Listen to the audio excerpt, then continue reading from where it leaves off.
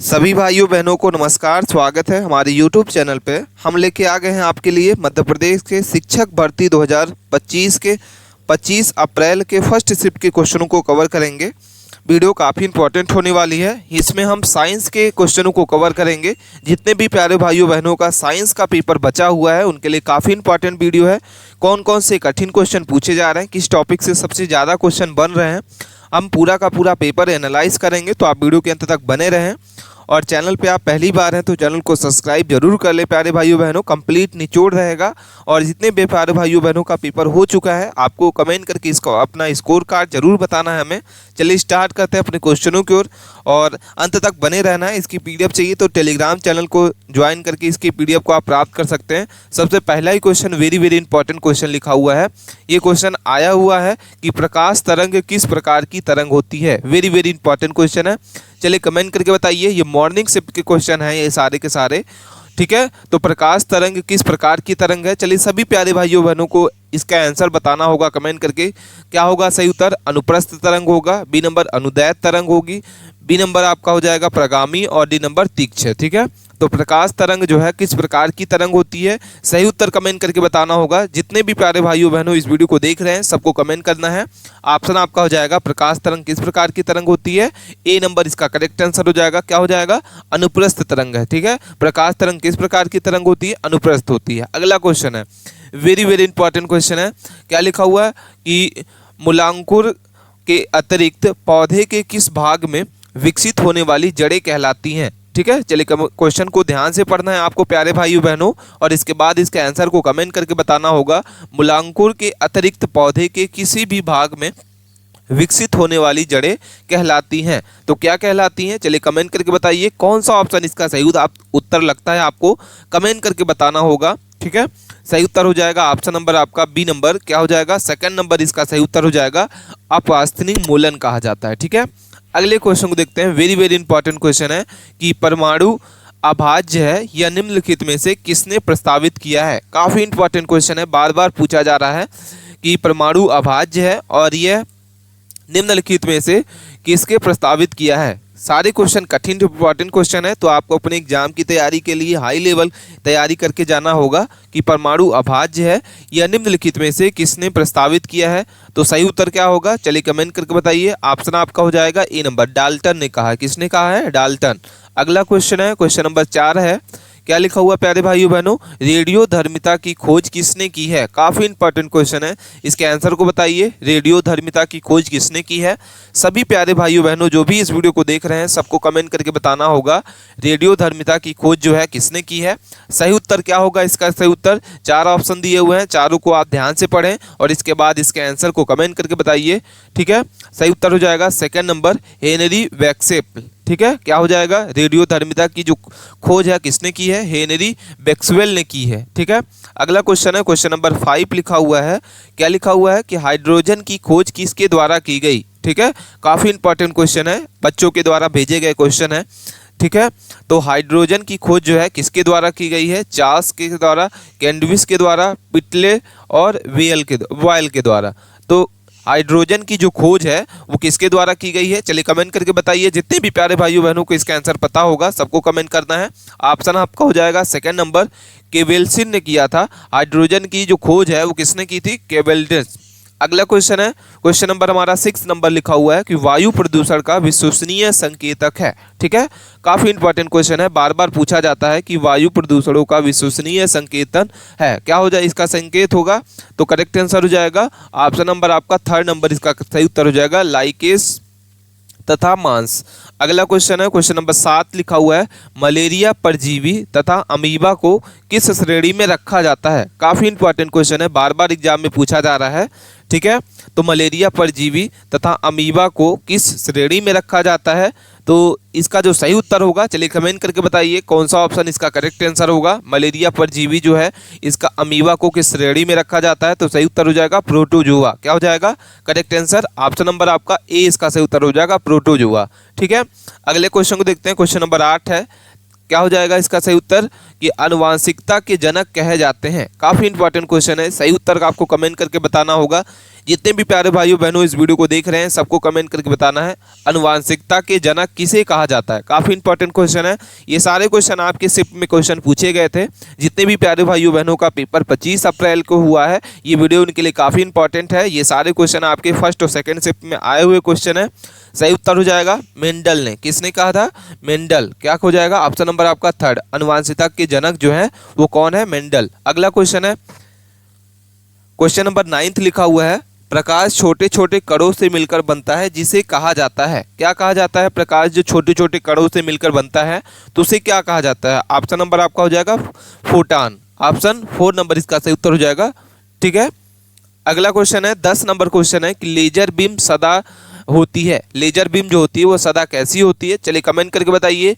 अभिदासीय beam होती है, अपासीय beam होती है, समानांतर बीम और शुरू से समानांतर और बाद में अपसारीय। ठीक है, तो लेजर बीम जो होती है वो कैसी होती है? कमेंट करके आपको बताना होगा। ऑप्शन नंबर आपका थर्ड इसका जो सही उत्तर हो जाएगा। ऑप्शन नंबर आपका बी। क्या हो जाएगा कि अपसारीय बीम होती है। लेजर बीम कैसी होती है? अपसारीय बीम। अगला क्वेश्चन है क्वेश्चन नंबर 11 लिखा हुआ है, मानव त्वचा का अध्ययन करने वाली विज्ञान की शाखा कहलाती है। काफी इंपॉर्टेंट क्वेश्चन है, बार बार पूछा जा रहा है।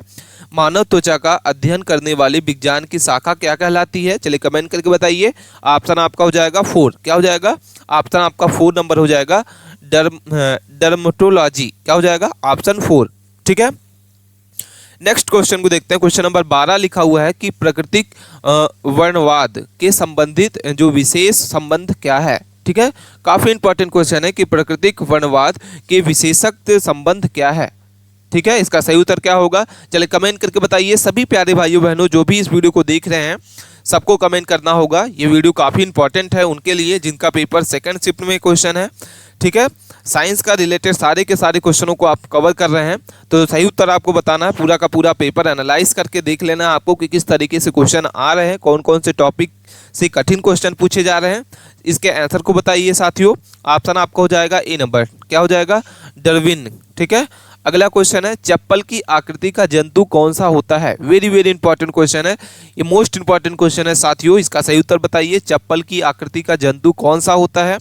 आपके सामने ऑप्शन दिखाई दे रहे हैं, चारों में से सही उत्तर हो जाएगा पैरामीशियम। क्या हो जाएगा? ऑप्शन आपका सेकंड हो जाएगा। जो चप्पल की आकृति का जो जंतु होता है वो पैरामीशियम होता है। ठीक है, नेक्स्ट क्वेश्चन है 14 नंबर क्वेश्चन है कि रडार की आविष्कार थे। ठीक है, क्या होगा इसका सही उत्तर? रडार के आविष्कारक कौन थे? आपके सामने 4 ऑप्शन दिखाई दे रहे हैं, चारों को ध्यान से पढ़ना होगा और इसके बाद इसके आंसर को बताना है कि रडार के आविष्कारक कौन थे। ठीक है, चलिए कमेंट करके बताइए। सभी को क्वेश्चनों को पढ़ना होगा 1 से 2 बार, उसके बाद इसके आंसर को कमेंट करना है। चलिए सभी को ऑप्शन बताइए कौन सा ऑप्शन इसका सही उत्तर हो जाएगा। ठीक है, टेलर एवं यंग। क्या हो जाएगा? टेलर एवं यंग इसका सही उत्तर हो जाएगा।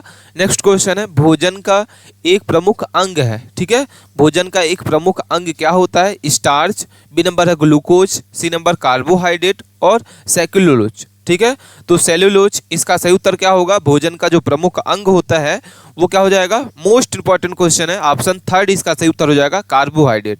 ठीक है, कार्बोहाइड्रेट जो होता है वो भोजन का एक प्रमुख अंग होता है जिसमें से क्या होती है? विटामिन की प्राप्ति होती है। अगला क्वेश्चन है क्वेश्चन नंबर 16 लिखा हुआ है कि वस्तु को गर्म करने पर उसके अणु जो होते हैं वो क्या होते हैं? चलिए क्वेश्चन के आंसर को आप बताइए प्यारे भाइयों बहनों, क्या होगा सही उत्तर? सभी को कमेंट करके बताना होगा कि वायु जब वस्तु को हम गर्म करते हैं तो उसके जो अणु होते हैं उसमें क्या होता है, कौन सी अवस्था होती है? तो वो चाल बढ़ जाएगी, उनकी ऊर्जा कम हो जाएगी, उनका जो भार है वो बढ़ जाएगा या भार घट जाएगा। ठीक है, तो वस्तु को गर्म करने पर उसका जो अणु होता है वो क्या हो जाता है? उसकी जो चाल होती है वो बढ़ जाती है। ऑप्शन नंबर आपका हो जाएगा ए। क्या करेक्ट आंसर होगा? Option A. अगला क्वेश्चन है अस्थायी चुंबक बनाए जाते हैं। क्या होगा सही उत्तर? चलिए कमेंट करके बताइए। 17 नंबर क्वेश्चन है कि अस्थायी जो चुंबक है वो बनाए जाते हैं। सही उत्तर क्या होगा? ठीक है, चलिए कमेंट करके बताइए। ऑप्शन को आपको ध्यान से पढ़ना होगा। पहला लिखा हुआ है इस्पात के, नर्म लोहे के, तांबे के और चांदी के। ठीक है, तो अस्थायी चुंबक जो है वो बनाए जाते हैं। सही उत्तर हो जाएगा ऑप्शन नंबर आपका बी। क्या हो जाएगा? नर्म लोहे के। ठीक है, अगला क्वेश्चन है प्यारे भाइयों बहनों 18 नंबर क्वेश्चन है कि प्रकाश किरण पुंज जो अत्यंत दिसिक हो वो क्या कहलाती है। काफी इंपॉर्टेंट क्वेश्चन है। प्रकाश किरण पुंज जो अत्यंत दिसिक हो उसे क्या कहा जाता है। तो सही उत्तर हो जाएगा लेजर कहा जाता है। क्या कहा जाता है? लेजर। अगला क्वेश्चन है, क्वेश्चन नंबर 19 है कि किसी आवेशित चाल का संपूर्ण आवेश उसे क्या कहा जाता है। ठीक है, किसी आवेशित चाल का संपूर्ण आवेश जो होता है उसके आंतरिक पृष्ठ पर रहता है, उसके बाहरी पृष्ठ पर रहता है, उसके कुछ अतिरिक्त भाग पृष्ठ पर और कुछ बाहरी पृष्ठ पर रहता है, और सभी सही हैं। तो सभी प्यारे भाइयों बहनों को इसका आंसर सही क्या होगा, चलिए कमेंट करके बताइए कौन सा ऑप्शन इसका करेक्ट आंसर होगा। क्वेश्चन नंबर 19 का सेकंड नंबर इसका सही उत्तर हो जाएगा। ठीक है, 20 नंबर क्वेश्चन को देखते हैं। वेरी इंपॉर्टेंट क्वेश्चन है, क्वेश्चनों को आप ध्यान से पढ़ें और इसकी पीडीएफ अभी तक आपने डाउनलोड नहीं किया तो हमारे टेलीग्राम चैनल को ज्वाइन कर लें और वहां से इस पीडीएफ को आप प्राप्त कर सकते हैं। ठीक है, चैनल को सब्सक्राइब नहीं किया है तो प्लीज़ चैनल को सब्सक्राइब कर लें। चलिए इसके आंसर को देखते हैं। क्वेश्चन नंबर 20 है कि ऑक्सीकरण वैसी रासायनिक अभिक्रिया है जिसमें क्या किया जाता है। इलेक्ट्रॉन का त्याग होता है, ऑक्सीजन का संयोजन होता है, विद्युत धनात्मक समूह के अनुपात में वृद्धि होती है और उपयुक्त सभी। ठीक है, तो ऑक्सीजन वैसी रासायनिक अभिक्रिया है जिसमें क्या किया जाता है, उपयुक्त सभी ऑप्शन इसके सही उत्तर हो जाएंगे। करेक्ट आंसर होगा ऑप्शन नंबर आपका 4 इसका सही उत्तर है। नेक्स्ट क्वेश्चन को देखते हैं। क्वेश्चन नंबर 21 है, पारिस्थितिक शब्द को सर्वप्रथम प्रतिपादन करने का श्रेय किसे जाता है। ठीक है, पारिस्थितिक शब्द को सर्वप्रथम प्रतिपादित करने का जो श्रेय होता है वो किसको जाता है। आपके सामने 4 ऑप्शन दिखाई दे रहा है, चारों में से सही उत्तर आपको कमेंट करके बताना होगा प्यारे भाइयों बहनों। इसका कौन सा ऑप्शन जो है सही उत्तर होगा। जितने भी प्यारे भाइयों बहनों इस वीडियो को देख रहे हैं सबको कमेंट करके बताना होगा। आपका ऑप्शन नंबर आपका हो जाएगा सही उत्तर 4 नंबर। क्या हो जाएगा ऑप्शन करेक्ट आंसर है ऑप्शन नंबर आपका 4। पीटर को कहा जाता है। किसको कहा जाता है? रीटर। अगला क्वेश्चन है, एक वयस्क जो मानव है, एक वयस्क मनुष्य के शरीर में कितनी हड्डी होती है। ठीक है, तो कितनी होती है? 206 हड्डी होती है। कितनी होती है? 206। चाकू से काटी जाने वाली धातु कौन सी होगी। ठीक है, चाकू से काटी जाने वाली धातु कौन सी होगी। ऑप्शन आपके सामने दिख रहा है, तांबा, बी नंबर है लोहा, सी नंबर सीसा और डी नंबर सोडियम। तो चाकू से काटी जाने वाली कौन सी धातु है? सोडियम। ऑप्शन नंबर आपका हो जाएगा 4 नंबर। ठीक है, नेक्स्ट क्वेश्चन है, क्वेश्चन नंबर हमारा हो जाएगा 24 नंबर कि किसी वस्तु के ताप में वृद्धि का अर्थ है कि वस्तु की क्या की जाती है। किसी वस्तु के ताप में वृद्धि का अर्थ है कि वस्तु की जो क्या की जाती है। तो सही उत्तर हो जाएगा उष्मीय ऊर्जा बढ़ जाती है। क्या हो जाएगा? ऑप्शन आपका हो जाएगा 4 नंबर करेक्ट आंसर है। 25 नंबर क्वेश्चन को देखते हैं। क्या लिखा हुआ है कि जब कांच के रेशे को रेशम में रगड़ा जाता है तो क्षण क्या होते हैं। जब कांच की छड़ को रेशे में रगड़ा जाता है या रेशम में रगड़ा जाता है तो क्या क्षण कहलाते हैं। तो धनावेशित हो जाते हैं। बी नंबर आपका हो जाएगा ऋणावेशित होते हैं, उदासीन रहते हैं और पहले ऋणावेशित और फिर धनावेशित। तो सही उत्तर क्या होगा? सही उत्तर क्या होगा प्यारे भाइयों बहनों? ऑप्शन नंबर आपका हो जाएगा बी, धनावेशित होते हैं। कैसे होते हैं? ऑप्शन बी इसका सही उत्तर होगा। ठीक है, नेक्स्ट क्वेश्चन है, उत्प्रेरक ऐसा पदार्थ है जो रासायनिक अभिक्रिया के वेग को कहलाता है। उत्प्रेरक ऐसा पदार्थ है जो रासायनिक अभिक्रिया उत्प्रेरक ऐसा पदार्थ है जो रासायनिक अभिक्रिया के वेग को क्या करता है। सही उत्तर कमेंट करके बताना है आपको। क्या होगा सही उत्तर? बढ़ता है, घटता है।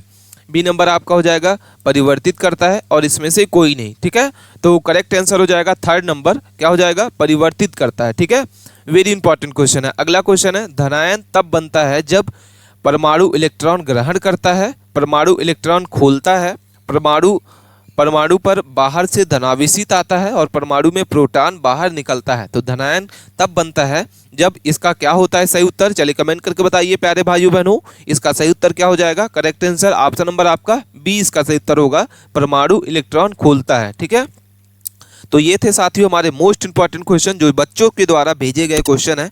वीडियो काफ़ी इंपॉर्टेंट थी। आप वीडियो को 1 से 2 बार जरूर देखें और अपने दोस्तों के पास इस वीडियो को जरूर शेयर करें। जिसका भी पेपर आज साइंस का होने वाला है ये वीडियो उनके लिए काफ़ी इंपॉर्टेंट होने वाली है। मिलते हैं नए टॉपिक के साथ नए वीडियो में, तब तक के लिए आप बने रहें। मिलते हैं नए टॉपिक के साथ नए वीडियो में। धन्यवाद।